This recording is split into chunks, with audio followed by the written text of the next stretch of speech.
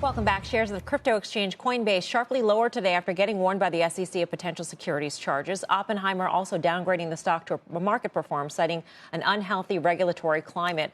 The SEC's warning going beyond Coinbase. It's just issued an investor alert urging caution around crypto assets. So how worried should investors be about these potential regulatory challenges?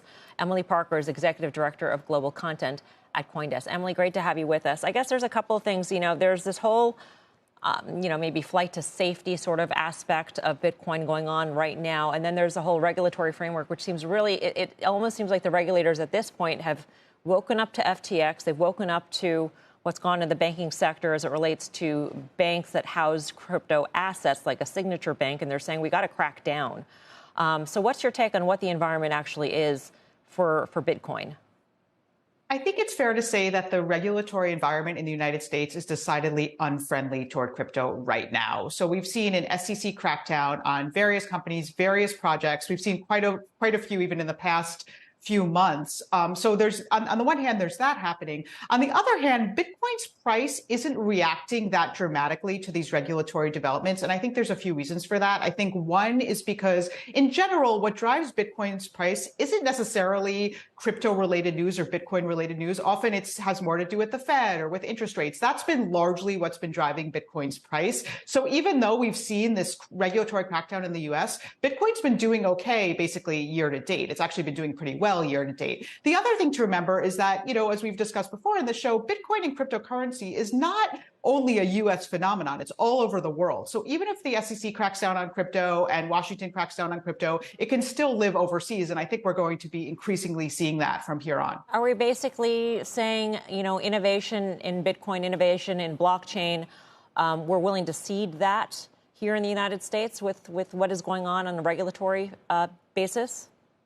I think that's what the SEC is saying. I think it's fair to say that they're saying that right now. So here's the problem with the SEC. It's not so much that it's too strict. It's that, at least according to crypto advocates, it's that it's too confusing. People don't really know what's allowed and what's not allowed. And there's just these two totally different narratives. There's the crypto industry narrative and the SEC narrative. The SEC narrative is, hey, we just want you guys to play by the rules. If you play by the rules and you come in and register, we'll work with you. But the crypto industry and Coinbase specifically is saying, actually, we've tried to play by your rules. We've tried to come in the front door. We've tried to talk to you. We've asked you for feedback, and we just kept hitting a wall. And basically, there's no path forward for us to register as a cryptocurrency exchange. So that's where the issue is. And I think we're definitely hearing more and more murmurs, which is that, we don't really know how to be safe here in the United States. And there's plenty of other places where crypto exists. Why don't we just go there? And I think we will see that. And I think that may be partly the SEC's intention.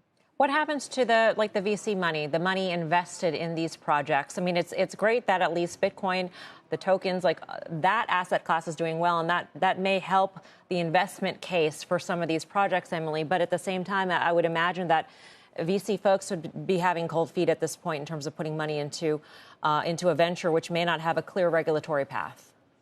Yeah, that's a great point. So, okay, well, first, they can invest in projects that are outside of the U.S. But I think you've actually hit the nail on the head in terms of what the problem is, because no matter what the SEC does, I think it's fair to say that over the short term, crypto is not going away. It's not going to go away immediately. It's not going to disappear overnight. It's still going to be here. And you're still going to have American VC capitalists, you're going to have American investors. They're still going to find ways to invest in this. So basically, by pushing cryptocurrency overseas, all you're really doing is giving the SEC less control over it. So yes, you're still going to have investors exposed to it, but they're not going to necessarily have the investor protections of something that is registered in the United States. So I think you could make the argument that if the SEC really cared about investor protections, they would actually try to keep some more of these projects at home where they actually have some sort of say over what's going on. Because as you know, a lot of the great damage that was inflicted on U.S. investors and VCs were overseas projects, right? They weren't even in the U.S. And that's because, part of the reason was that the SEC just didn't have any way to kind of get them to play by the rules. They were outside of the U.S.